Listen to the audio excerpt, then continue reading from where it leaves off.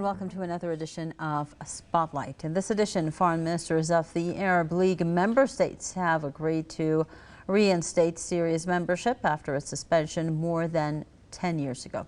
The turn of events comes amid a flurry of regional normalization of ties with Damascus in recent weeks. In this edition of Spotlight, we will discuss the significance of this development ahead of the Arab League summit, which is set to be held in Saudi Arabia on May 19th, what this means for the region and for the world.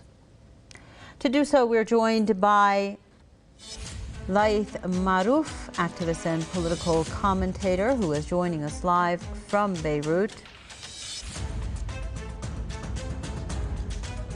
We also have with us Peter Ford, a former British ambassador to Syria, who is joining us live from Manchester. Thank you very much to both of you, gentlemen. Let's begin with Mr. Marouf from Beirut. Mr. Marouf, Syria's Arab League membership was revoked in 2011. What was the reason behind this in the first place? Clearly, the reason behind it was the pressure of the United States on its local vessels to push out Syria, who was defending itself against an invasion by Wahhabi death squads funded by the local vessels of the United States and backed by the CIA. Today, what we see is a return of the Arab League to Syria. It is not a return of Syria to the Arab League, it's a return of the Arab League to Syria and a return of all those countries that at one moment over those 11 years harmed Syria, coming back for ending those hostilities and in almost begging for goodwill. And so now we see the importance of geography in the sense that Ibn Khaldun will tell us the fate that is written for Damascus because of its geographic location. The region cannot have a balance without Damascus being at the center of it. And of course, we see the Arab League coming back to Damascus. We see Turkey attempting to end its hostilities with Syria, and a blossoming of the axis of resistance led with Iran, the president arriving in the last 2 days to Damascus also. So that's the importance of geography and the fate of the country of Syria. Exactly. Those are very important issues you just mentioned, and 2023 seems to be a year of turning a new page, if you will, for regional developments as far as Syria is concerned. Let's bring in Mr. Ford. Mr. Ford, can you shed more light on the geostrategic location of Syria, and why didn't these countries consider this in the first place when they actually decided that Syria should not be part of the Arab League? Didn't they know how important Syria was? What did they have in mind back then?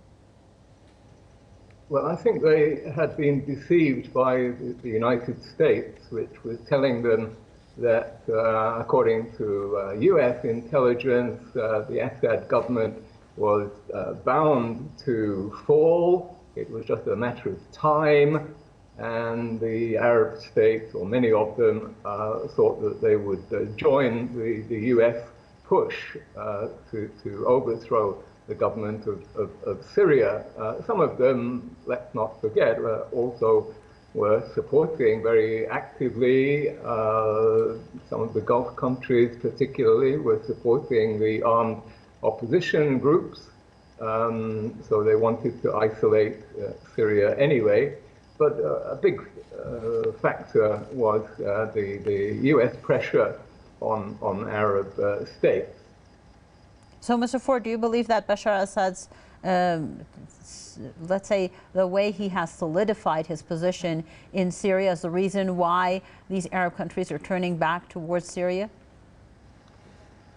That's a big part of the reason, but there are other factors in play. It's very interesting. Now we're seeing the Arab world led particularly by Saudi Arabia in a new partnership with Cairo, more defiant towards America, no longer prepared to be dictated to by the United States. Believe me, this development is a bitter blow for the United States. They tried to pressure countries like Jordan, weaker countries, not to join in the consensus, but this failed. This year, partly as a result of the geopolitical situation with Ukraine, partly because of general U.S.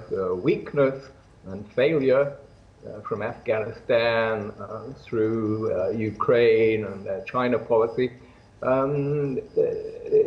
the Arab countries are more ready to be independent, and that means readmitting Syria to the Arab League and, for most of them, normalizing relations. So, Mr. Marouf, in your opinion, well, Saudi Arabia, we do know that it had long resisted normalization of ties with Damascus. Why this change of heart at this point in time?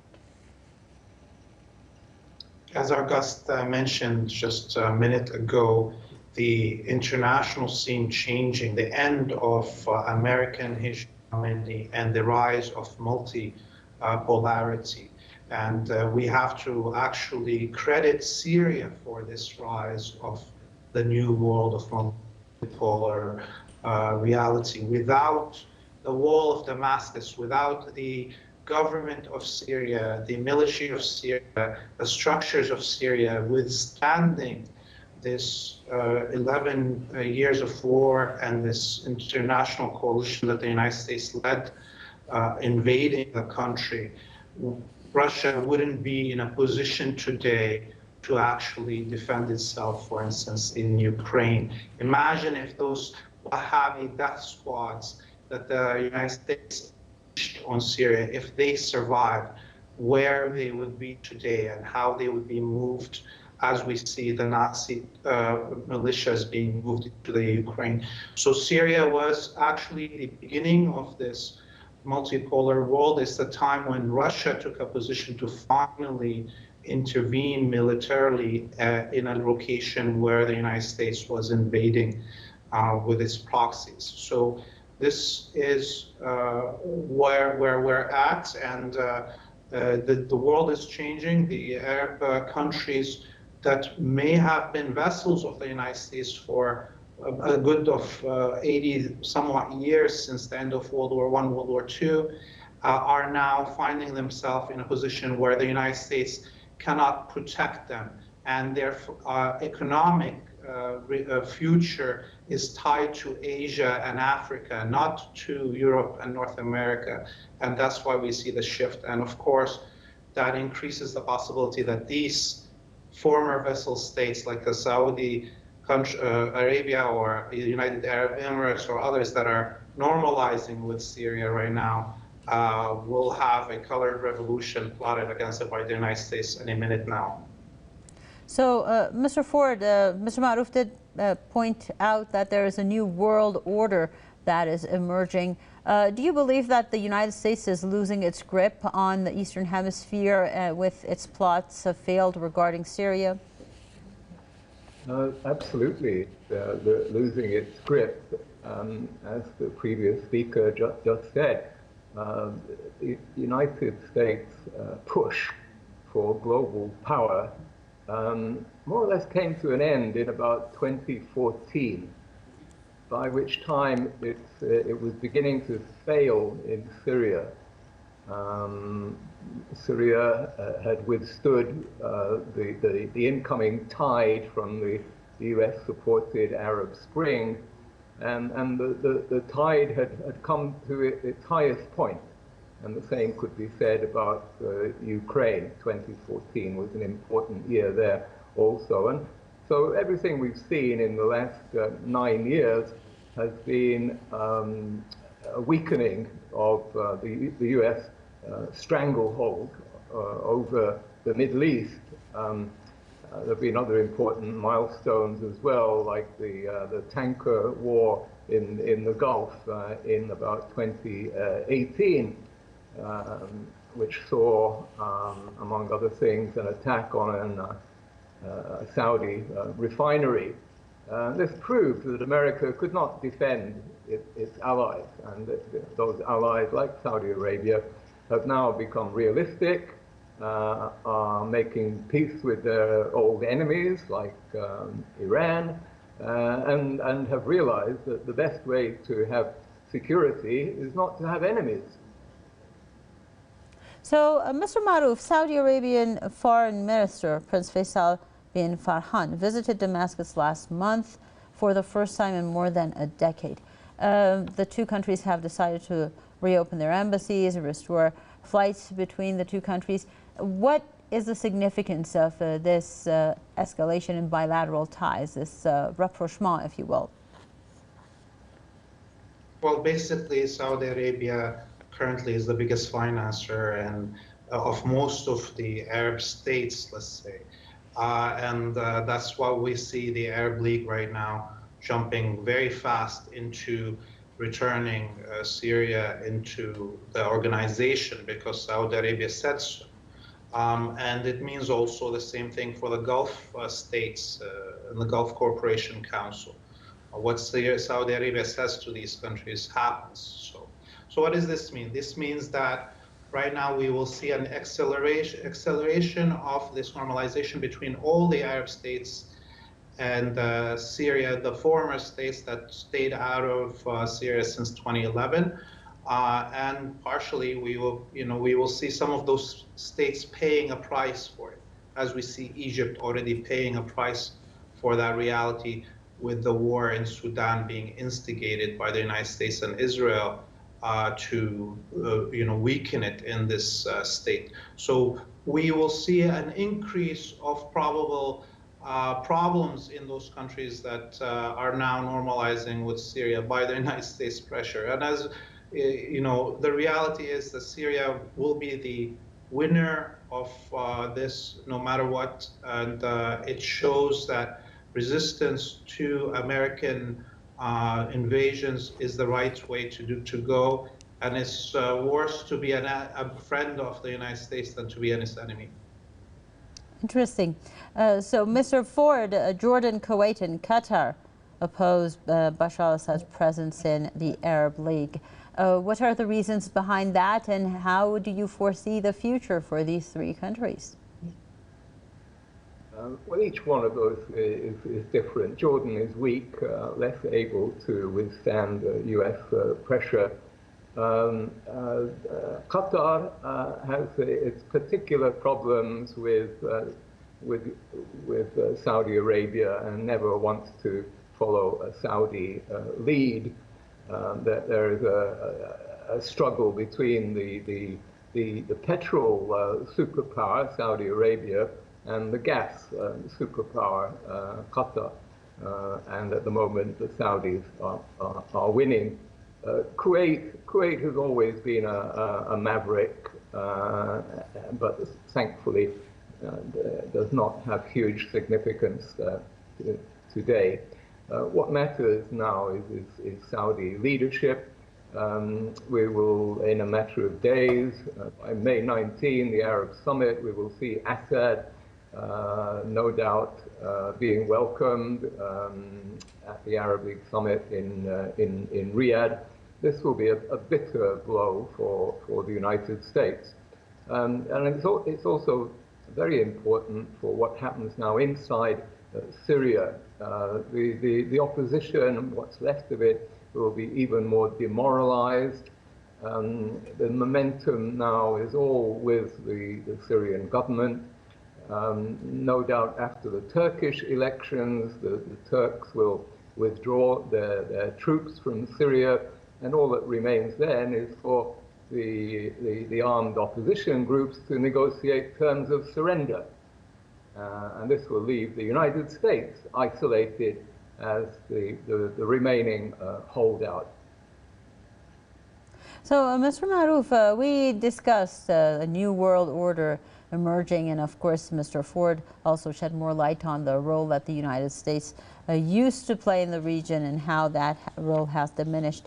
Now let's put Iran in the mix. Let's not forget that all of this is happening while Saudi Arabia and Iran have also reestablished their diplomatic ties, and they're growing closer. Iran's President Ibrahim Raisi visited Damascus just a few days ago, and that was, of course, a historic visit after nearly 12 years.